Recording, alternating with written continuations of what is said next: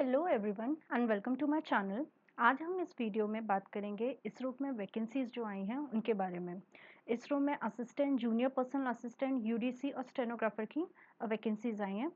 सो हम इस वीडियो में उसके एग्जाम पैटर्न, सिलेबस और प्रीवियस ईयर कट ऑफ के बारे में डिस्कस करेंगे।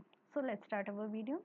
जैसे कि हम जानते हैं कि हमारा जो ओपनिंग ऑनलाइन रजिस्ट्रेशन है वो स्टार्ट हो चुका है, जो कि है 27 जुलाई से, और वहीं इसका क्लोजर डेट भी दे दिया है जो कि है 16 अगस्त। तो ये तो हमारी डेट्स हो गई। उसके बाद अगर हम देखें जो पोस्ट आई हैं, जैसे कि असिस्टेंट के लिए पोस्ट कोड 1 है।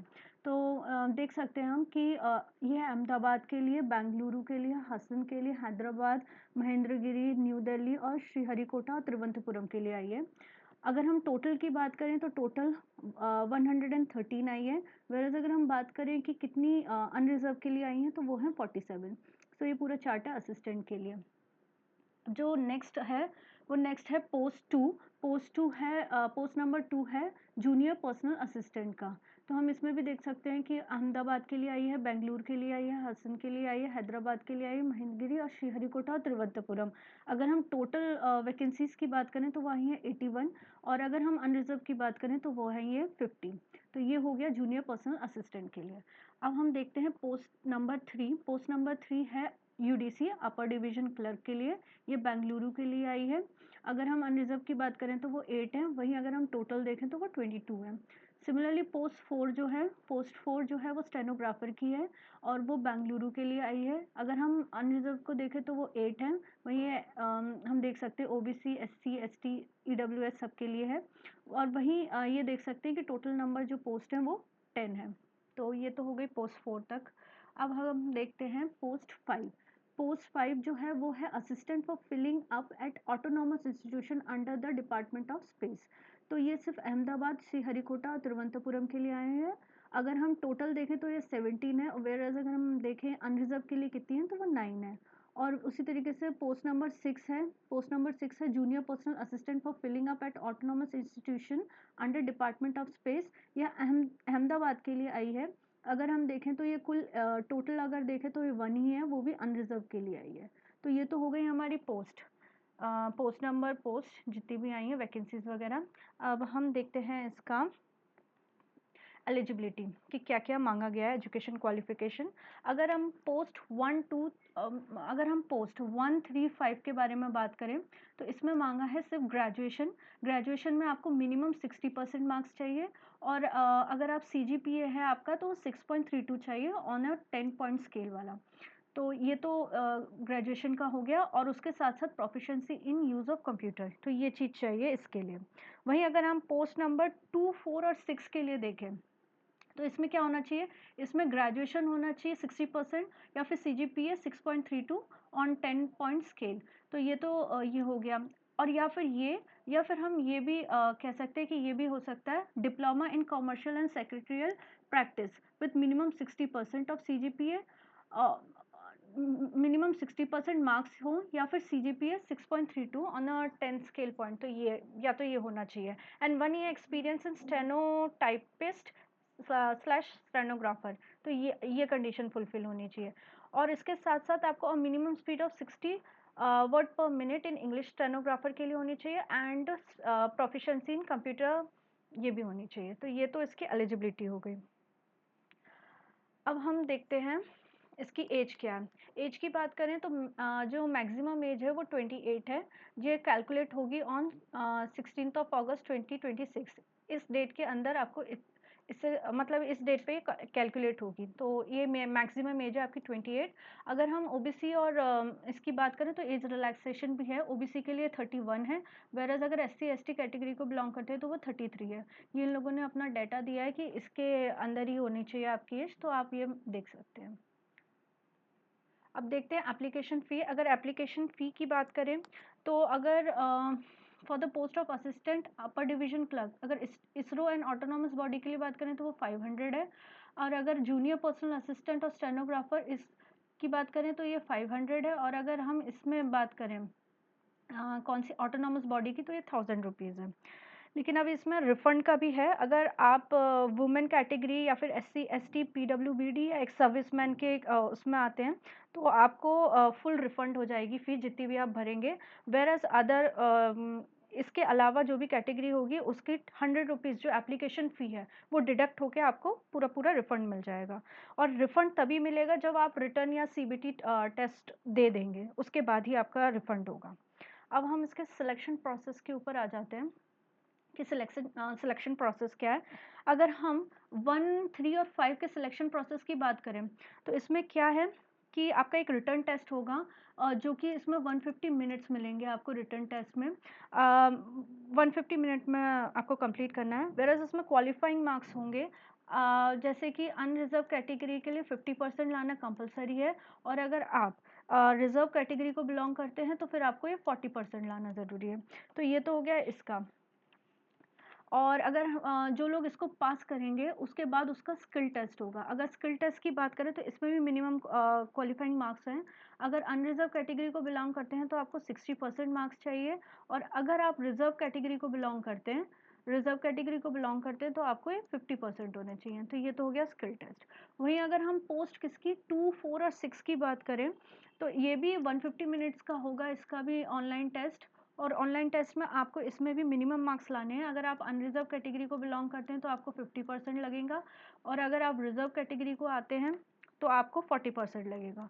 जो शॉर्ट लिस्ट हो जाएंगे कैंडिडेट, उनको स्किल टेस्ट देना होगा।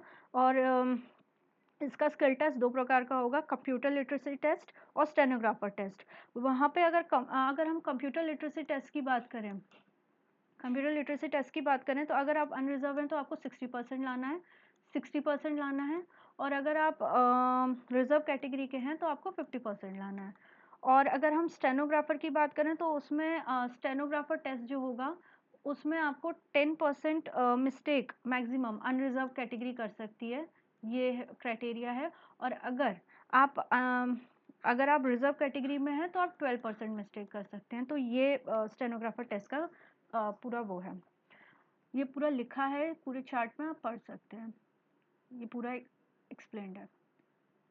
अब आते हैं इसके पे और अलाउंसेस में। अगर हम बात करें तो ये लेवल 4 की जॉब है, लेवल 4 की है। और इसमें आपको जो बेसिक मिलेगा वो ये है, मिनिमम बेसिक जो है 25,500 का, उसमें आपको डीए, एचआरए और ट्रांसपोर्ट अलाउंस, ये सारे अलाउंस मिलेंगे, प्लस मेडिकल फैसिलिटीज़ भी मिलेंगी इसमें। सो ये तो हो गया आपका अलाउंसेस एंड पे। उसके बाद हम आ जाते हैं इसके एग्जाम पैटर्न में। तो एग्जाम पैटर्न क्या होगा, असिस्टेंट एंड यूडीसी की बात करें तो ये 4 पार्ट्स में आएगा। General English, quantitative aptitude, general intelligence and reasoning ability and general knowledge, जो कि नंबर ऑफ क्वेश्चन देखें तो 50, 50, 50, 50, और ये मार्क्स भी इसके 50-50 हैं। अगर आप टोटल टाइमिंग की बात करें तो ये 150 का है। वहीं अगर हम देखें तो रॉन्ग आंसर में आपका 1/4 नेगेटिव मार्किंग है, ये लिख रखी है। सो ये तो इसका एग्जाम पैटर्न हो गया। वहीं अब हम इसका सिलेबस देखें तो ये इसका जनरल इंग्लिश का, quantitative aptitude, general intelligence and reasoning ability and general knowledge, इसका सिलेबस भी दे रखा है इन्हें। अब आ जाते हैं हम कौन सी पोस्ट पे, ये junior personal assistant and stenographer की। ये 3 सेक्शन में डिवाइड है, इंग्लिश लैंग्वेज एंड कॉम्प्रिहेंशन, फिर general intelligence and reasoning ability, फिर वहीं quantitative aptitude and general knowledge. इसका जो आएंगे वो 100 क्वेश्चंस आएंगे, वेरएज इन दोनों के जो आएंगे वो 50-50 क्वेश्चन आएंगे। 1 मार्क पर ईच क्वेश्चन है, तो ये 100 मार्क्स का होगा, ये 50 का, ये 50 का। टोटल मार्क्स देखें तो 150 होंगे। वहीं अगर अगर रॉन्ग आंसर होगा तो 1/4 आपका डिडक्ट हो जाएगा। तो ये तो इसका एग्जाम पैटर्न हो गया। वहीं अगर हम देखें इसका सिलेबस, तो ये सारा इसका सिलेबस भी दे रखा है। जनरल इंग्लिश एंड कॉम्प्रिहेंशन का, general intelligence and reasoning ability, quantitative aptitude और ये जनरल नॉलेज का, तो ये सिलेबस हो गया।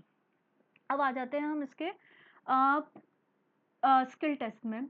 स्किल टेस्ट में क्या क्या लेगा, ये एमएस वर्ड फॉर 35 मार्क्स का होगा, एमएस एक्सेल भी इसका 35 मार्क्स का होगा, और एमएस पावर पॉइंट भी 30 मार्क्स का होगा, और ड्यूरेशन जो होगा इसका 75 मिनट का होगा। ये पूरा इसमें डिस्क्राइब किया हुआ है। और अगर हम स्टेनोग्राफर टेस्ट का देखें तो उसका शॉर्ट हैंड होगा, जो 300 वर्ड एट 60 वर्ड्स पर मिनट, ये आपको देना होगा 55 मिनट्स के अंदर। वहीं आपको इसमें ये भी करना पड़ेगा 30 मिनट्स के अंदर। शॉर्ट हैंड डिक्टेशन भी होगा, दैट इज स्ट्रोक एक्सेट्रा, तो ये पूरा स्टेनोग्राफर टेस्ट की स्किल टेस्ट है। अब आ जाते हैं, इसमें मिस्टेक्स वगैरह का भी दे रखा है, ये पूरा क्राइटेरिया दे रखा है, आप पढ़ सकते हैं स्टेनोग्राफर के लिए। अब आ जाते हैं हम इसके प्रीवियस ईयर के बारे में कि क्या उसकी स्टार्टिंग डेट थी, क्या कब फॉर्म हुआ था। तो अगर हम बात करें लास्ट टाइम ये एग्ज़ाम कब हुआ था, तो इसकी फॉर्म फिलिंग की जो डेट आई थी वो थी 20 दिसंबर 2022, और कब तक भर सकते थे वो 9 जनवरी 2023 तक था। तो ये तो इसका लास्ट ईयर का हम देख सकते हैं डेट्स। अब उस तरीके से हम देख सकते हैं कि इसमें मिनिमम क्वालिफाइंग मार्क्स कितने थे पहले।